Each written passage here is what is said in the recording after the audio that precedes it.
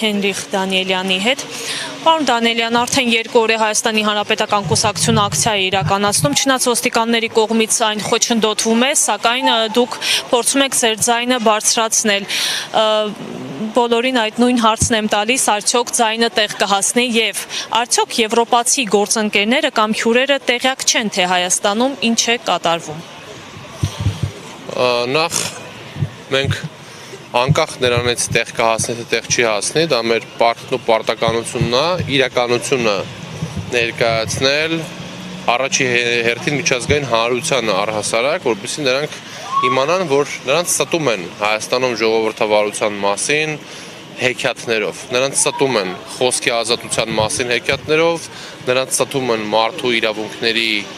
գերակայության մասին հեքիաթներով, դրանք հեքիաթներ են եւ Հայաստանում որևէ կերպ իրականությանը դա կապ չունի։ Սա մեկ, երկրորդը, եկեք ֆիքսենք նաեւ, որ նաեւ եվրոպական երկրներում կան ընդդիմադիրներ, կան ազգային ուժեր, ովքեր մեր կոչը, մեր ձայնը լսում են եւ թույլ չեն տա, որպեսզի այն իշխանությունները, որոնք Նիկոլ Փաշինյանի նկատմամբ ունեն քաղաքական հետաքրքրություններ եւ անձնական քաղաքական հետաքրքրությունների համար քայլեր են ձեռնարկում, նրանք կբարձրաձայնեն իրականությունը եւ կասեն, որ ոչ, Հայաստանում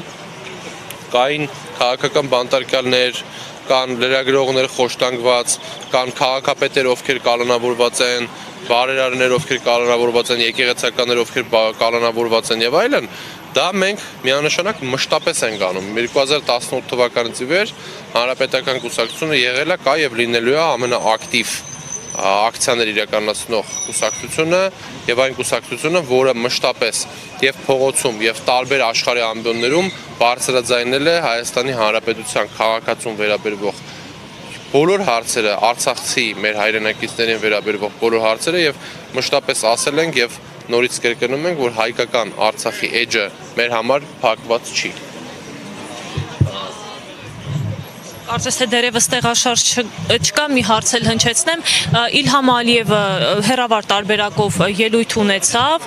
Եվրախորհրդարանի ընդունած բանաձևերի դեմ այսպես հոխորտաց, ինչպես նաև արցախցիներին սեպարատիստ անվանեց, այդ չեմ խոսում, որ նրա արչև դրված այսպես ջուրը, հա, ինչ անուներ կրում։ Տեսեք, որը ջերմուկն է։ Դա խաղաղություն Նիկոլ Փաշինյանի տրամաբանությամբ այդպես է կոչվում, երբ քանդում են մեր եկեղեցիները, երբ քանդում են մեր պատմական հիշողությունը, մեր ինքնությունը ջարդում են, մեր սրբավայրերը պղծում են եւ Նիկոլ Փաշինյանը դա անվանում է խաղաղություն։ Երբ 140,000 հայրենակից մեր էթնիկ զտման ենթարկվեց, ԿՊԱ-ականների համար դա խաղաղություն է։ Եվ Իլհամ Ալիևի հետ նրանց խաղաղությունը միակողմանի է։ Այսինքն իրանք ասում են, որ մենք խաղաղության տրամաբանությամբ ենք ընթանում, բայց ինչպես նաև լսեցիք երեք նրա հոխորտանքները Իլհամ Ալիևի, դա որևէ կերպ չես կարող անվանել խաղաղություն։ Եվ այսօր մենք տեսնում ենք, որ այս իրավիճակում կարող են լինել նոր պահանջներ եւ այդ նոր պահանջները լինելու են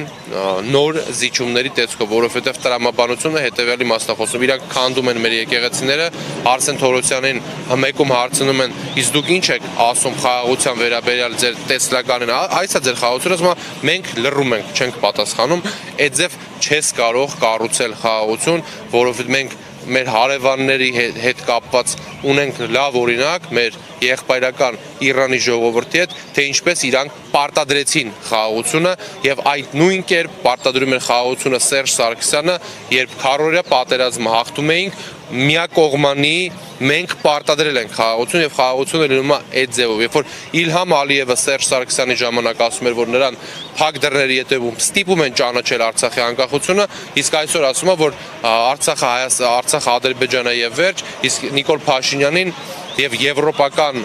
կառույցների ներկայացուցիչների վրա մատաթափ տալի, այդ է իրականությունը։ Էմանուել Մակրոնը երեք հայտարարեց, որ 8 տարի առաջ իրենք Հայաստան չէին կարող գալ, քանի որ Հայաստանը համարում է Ռուսաստանի մի մաս, սակայն հիմա հանգիստ կարող են գալ Հայաստան։ Չկասեք այս Իհարկե, արևմտյան տարբեր կենտրոնների համար Սերժ Սարգսյանի ղեկավարած Հայաստանը ավելի անկախ էր եւ այդ անկախ լինելը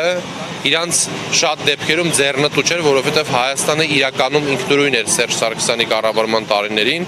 եւ որևէ կենտրոնի ենթակայության տակ չէր։ Ռուսաստանի Դաշնությունը մեր դաշնակիցն էր եւ մենք ունեինք դաշնակցական հարաբերություններ եւ երրորդ նախագահ Սերժ Սարգսյանը կարողացել է եւ ԵԱՏՄ-ում անդամակցություն ապահովել Հայաստանին եւ կնքել ՍԵՊԱ-ի համաձայնագիրը,